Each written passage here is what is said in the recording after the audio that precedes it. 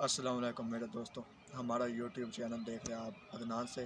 आज हम आपको पाकिस्तान और ऑस्ट्रेलिया के टेस्ट सीरीज जो हुई है उसकी परफॉर्मेंस पे बात करने जा रहे हैं कि हम मेरे साथ मेरा दोस्त हंजला रहमान तशरीफ़ लेकर आया है। हम दोनों आप एक दूसरे के साथ बात करेंगे पाकिस्तान की परफॉर्मेंस पर। हनी भाई, आपको मालूम है कि पाकिस्तान और ऑस्ट्रेलिया का जो टेस्ट मैच हुआ है और उस पर पाकिस्तान की परफॉर्मेंस कैसी रही है? मेरा ख्याल है कि परफॉर्मेंस तो बहुत अच्छी रही है, क्योंकि आप देख सकते हैं नया टैलेंट आया। नया टैलेंट ने, जिससे आमिर जमाल है, उसने बहुत अच्छी बॉलिंग की है। ठीक है, बैटिंग बैटिंग तो फिर आप कह सकते हैं बहुत अच्छी की है। ठीक है, एक इनिंग में 6 विकेट निकाल ली हैं। उसके बाद बहुत स्कोर भी उसने किया, एक इनिंग में 80 स्कोर किया 9वें नंबर पे आके। तो मेरा ख्याल है ऐसी पिचों पे अगर हमारे टैलेंट जो है, नया टैलेंट है यार बाबर आजम ने क्या किया? यार बाबर आजम को मैं समझता हूँ यार, वो ना थोड़ा सा इस्तीफा। पिछली 12 इनिंग में उसने 50 भी स्कोर नहीं की। आप पीछे नहीं, श्रीलंका वाले 2 टेस्ट मैच निकाल लें, न्यूजीलैंड का आखिरी मैच भी निकाल लें, उसमें बाबर आजम ने 50 स्कोर भी नहीं की। और ये 3 मैच 12 इनिंग टेस्ट मैच की हो चुकी है, उसने 50 स्कोर नहीं की है। हम कहते हैं कि दुनिया का नंबर 1 प्लेयर है। हर दुनिया का नंबर 1 प्लेयर पे मुश्किल वक्त आता है, मगर ये नहीं है कि उसको अपनी परफॉर्मेंस पे ध्यान देना चाहिए। अगर नहीं खेल सकता तो वो रेस्ट कर ले। रेस्ट क्यों? फिर अगर आप विराट कोहली को देखते हैं, तीन तीन साल उन्होंने कोई सेंचुरी नहीं की, क्यों? फिर उसको भी रेस्ट करना चाहिए, लेकिन ये मगर टाइम आता रहता है। मगर वो 3 साल की परफॉर्मेंस के बावजूद मगर वो अपनी टीम के लिए एक ऐसी इनिंग खेल कर जाता था कि जिससे वो उसकी टीम जीतती रही है।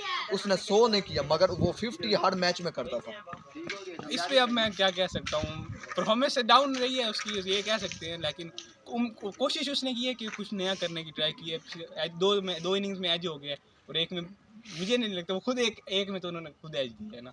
अब देखो, सौशकिल पिछले 7 50 उसने बनाई थी एशिया की पिचों पे। इंटर जब ऑस्ट्रेलिया की पिचों पे उसको चलना चाहिए था, उसने 50 भी नहीं किया और 30 रन से ऊपर नहीं बढ़ सका यार 6 इनिंग में। यूं तो अगर हम देखें ना, तो हमारे पिछले जो जितनी भी टीमें गई हैं ऑस्ट्रेलिया खेलने के लिए, इतनी अच्छी नहीं खेली जितनी ये टीम खेली है। ठीक है, मगर यार हम कहते मानते हैं कि पाकिस्तान की ये बेबी टीम थी, मगर इससे कुछ ना कुछ तो तवक्कुलात थी। तो एक मैच तो चलो जीत जाते। हमारे शान मकसूद थे और हमारे टीम डायरेक्टर मोहम्मद हफीज़ साहब तो कहते हैं हमने लड़के तो बहुत एक्साइटेड है, वो तो कहते हैं कि हम तीनों मैच जीत लेंगे। वो तो एक मैच, 2 सिडनी टेस्ट और मेलबर्न टेस्ट तो बिल्कुल क्लोज था। एक हम 88 रन से हारे और एक पाकिस्तान की इसमें मीर हमजा ने की बॉलिंग एक्स्ट्रा ऑर्डिनरी की है। उसने विकेट नहीं मिल सकी, मगर बहुत अच्छी बॉलिंग करता रहा। उसके बाद हसन अली को, जिसका तजर्बा था, एक्सपीरियंस था, वो एक भी विकेट नहीं, सही मेन विकेट नहीं निकाल सका। और उसके बाद आप देखो कि पैट कमिंस ने जब प्रेस कॉन्फ्रेंस किया, वो कहता है कि हमने हमारे खिलाड़ियों को निकल था, मगर हमने जब वर्ल्ड कप खेला है, वर्ल्ड कप के बाद अब हमने रेस्ट किया, उसके बाद ये मैच खेले, हमारे खिलाड़ियों के बाजू खुले। वो कहते हैं कि हम और मैच खेले, मगर हमारे शाह आफरीदी 2 मैच खेलने के, टेस्ट खेलने के बाद कहता है कि मुझे रेस्ट चाहिए। प्रोफेसर हफीज़ को कह देता कि मैंने आखिरी टेस्ट नहीं खेलना, वरना मैं T20 मैच नहीं खेल सकूंगा। नहीं वैसे तो अगर देखें तो बॉलिंग तो आप देख सकते हैं बहुत अच्छी की है। इसमें बॉलिंग का कोई कसूर नहीं है। 3 इनिंग में अगर आप तीनों मैच देख रहे हैं टेस्ट में, तीनों में बॉलिंग बहुत अच्छी हुई है। सिर्फ बैटिंग की ये वजह से अगर खास अच्छी हमारे हुई है कि दूसरे मेलबर्न टेस्ट में हमने नहीं 2 इनिंग में 20 आउट किए हैं। उसके अलावा 2 टेस्ट, सिडनी टेस्ट हो गया या पर्थ टेस्ट में हम 20 आउट ही उनके नहीं कर सके। भूल गया हूँ। अब देखो कि पाकिस्तान 2 मैचों में 20 उनके आउट नहीं कर सका।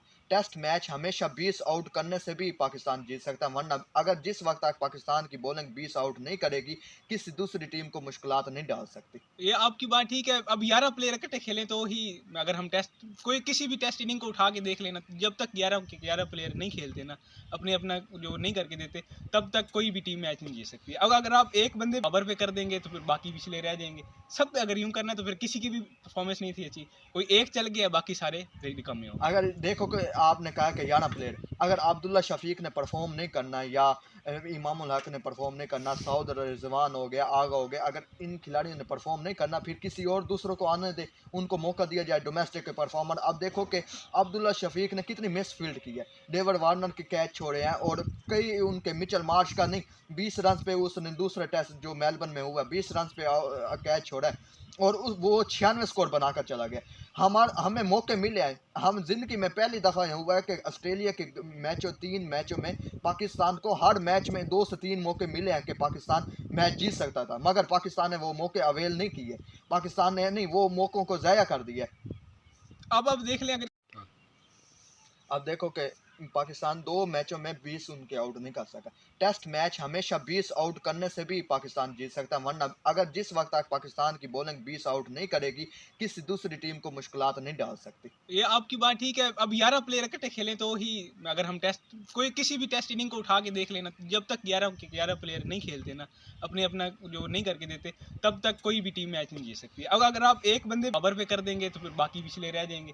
सब पे अगर यूं करना है तो फिर किसी की भी परफॉर्मेंस नहीं थी अच्छी, कोई एक चल गया, बाकी सारे फिर कम ही हो। अगर देखो कि आपने कहा कि 11 प्लेयर, अगर अब्दुल्ला शफीक ने परफॉर्म नहीं करना या इमामुल हक ने परफॉर्म नहीं करना, सऊद रिजवान हो गया, आगा हो गया, अगर इन खिलाड़ियों ने परफॉर्म नहीं करना, फिर किसी और दूसरों को आने दे, उनको मौका दिया जाए डोमेस्टिक के परफॉर्मर। अब देखो कि अब्दुल्ला शफीक ने कितनी मिस फील्ड की है, डेविड वार्नर के कैच छोड़े हैं, और कई उनके मिचेल मार्श का नहीं, 20 रन पे उसने दूसरे टेस्ट जो मेलबर्न में हुआ 20 रन पे कैच छोड़ा है, और वो 96 स्कोर बनाकर चला गया।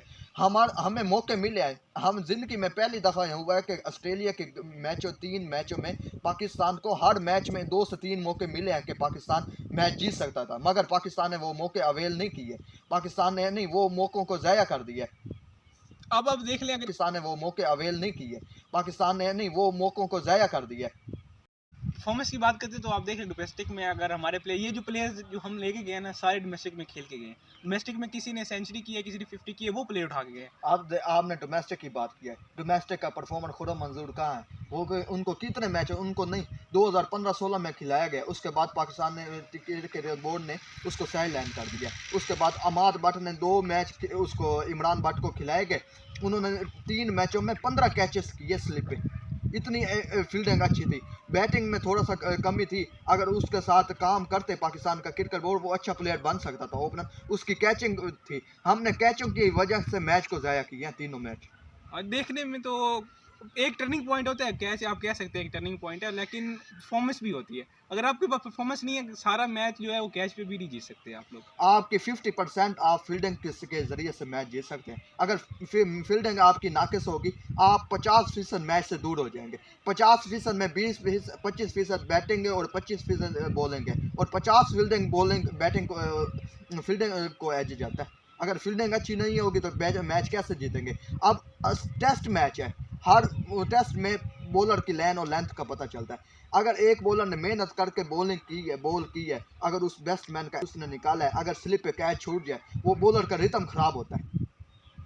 बात आपकी बिल्कुल ठीक है, तो इस चीज़ को तो देखना चाहिए, साथ साथ इन पे काम भी करना चाहिए। फील्डिंग हमारा मेजर रहा है। अगर आप पिछले वर्ल्ड कप में चले जाएं या किसी और, ज़रूरी नहीं इस टेस्ट मैच में, काफ़ी मैच ऐसे निकाल के देख लेंगे, उसमें हमारी फील्डिंग की वजह से हम मैच आ रहे हैं ना। बॉलिंग बहुत अच्छी की हमने, बैटिंग बहुत अच्छी की, लेकिन अगर जो हम मैच आ रहे हैं ना, वो फील्डिंग की वजह से आ रहे हैं। तो मुझे इनको, अब मैं क्या कह सकता हूँ, इन पे काम करना चाहिए। फील्डिंग पे तो दरअसल ये काम करते ही नहीं है, सिर्फ बैटिंग पे काम करते हैं, बॉलिंग पे। मैं कहता हूँ इनको एक कोच रख लेना चाहिए फील्डिंग के लिए। फील्डिंग कोच जो है वो 3rd क्लास किस्म के कोच हैं। अब देखो डोमेस्टिक में इसी तरह जारी रहेगी।